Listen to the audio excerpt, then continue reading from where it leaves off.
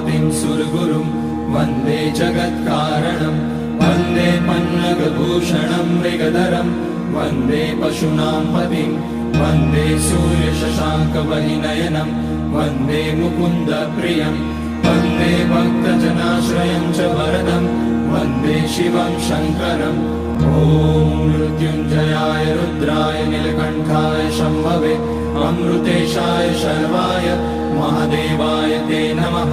नमस्तेऽस्तु भगवन् विश्वेश्वराय महादेवाय त्र्यम्बकाय त्रिपुरान्तकाय त्रिकाग्निकालाय कालाग्निरुद्राय नीलकण्ठाय मृत्युञ्जयाय सर्वेश्वराय सदाशिवाय श्रीमान् महादेवाय नमः। ॐ नमः शम्भवाय च मयोभवाय च नमः शङ्कराय च मयस्कराय च नमः।